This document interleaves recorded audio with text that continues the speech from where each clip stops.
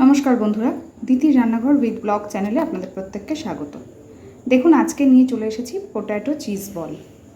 যে কোনো দিন সন্ধেবেলা স্ন্যাক্স হিসেবে কিন্তু ভীষণ সুন্দর খেতে, আর রান্নাটাও খুব তাড়াতাড়ি খুব ঝটপট হয়ে যায়। তো চলুন শুরু করি আজকের রান্না। তো দেখুন বন্ধুরা, এখানে আমি একটা আলু সিদ্ধ নিয়েছি, আর আলু সিদ্ধটাকে আমি এইভাবে ম্যাশ করে নিয়েছি। এবার আমি এর মধ্যে দিচ্ছি পরিমাণ মতন লবণ,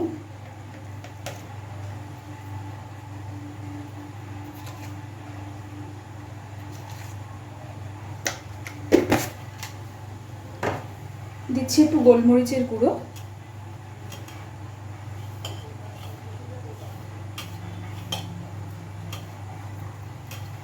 দিচ্ছি আমি ঠিক 2 কোয়া রসুনকে গ্রেট করে নিয়েছি, সেই গ্রেট করা রসুনটুকু।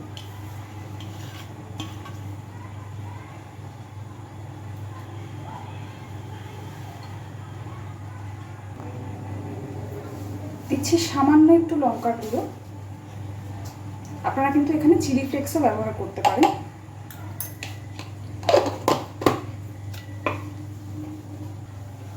আর দিচ্ছি কিছুটা চিজ গ্রেট করে।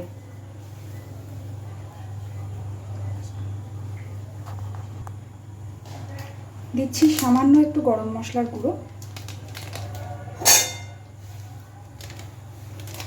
আর এর মধ্যে দিচ্ছি কর্নফ্লাওয়ার। চাইলে ধনেপাতা কুচিও দিতে পারেন।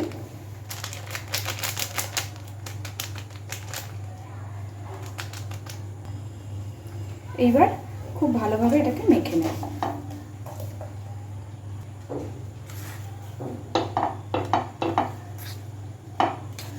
খুব সুন্দর করে মেখে নিতে হবে। দেখুন, আমি এইভাবে পুরোটা মেখে নিয়েছি। এইবার এইটা থেকে দেখুন, এইবার এটা থেকে আমি ছোট্ট ছোট্ট করে বলের আকারে গড়ে নেব। প্রত্যেকটা এইভাবে আমি তৈরি করে নেব। দেখুন বন্ধুরা, আমি সবগুলোকে এইভাবে তৈরি করে নিয়েছি। এবার চলুন এগুলোকে ভেজে নেওয়া যাক। দেখুন, কড়াই বসিয়ে কড়াইতে তেল দিয়ে দিয়েছি। এইবার এই চিজ বলগুলোকে খুব সুন্দর করে ভেজে নেব।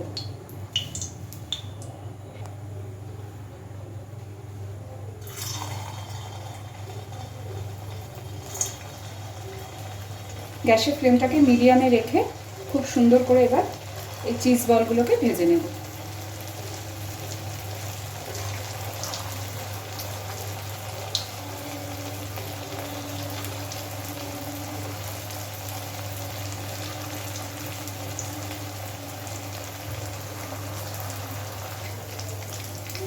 দেখুন বন্ধুরা, একটা দিক হালকা ভাজা হয়ে গেছে। খুব হালকাভাবে একটু নাড়িয়ে দেব।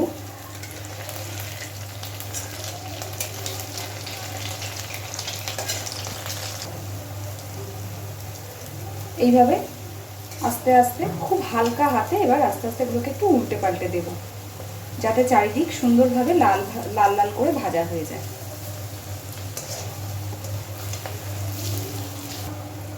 দেখুন বন্ধুরা, চারিদিক সুন্দর করে লাল লাল করে ভাজা হয়ে গেছে।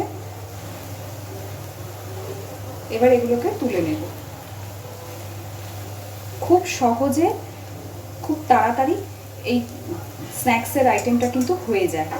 যে কোনো দিন সন্ধেবেলা চায়ের সাথে এরকম একটা মুখরোচক স্ন্যাক্স থাকলে কিন্তু আর কিচ্ছু লাগবে না। বাড়িতে অবশ্যই একবার ট্রাই করবেন, আর কেমন হয়েছে আমাকে জানাতে ভুলবেন না। আর প্লিজ আমার চ্যানেলটাকে লাইক, শেয়ার এবং সাবস্ক্রাইব করে আমার পাশে থাকবেন। ধন্যবাদ।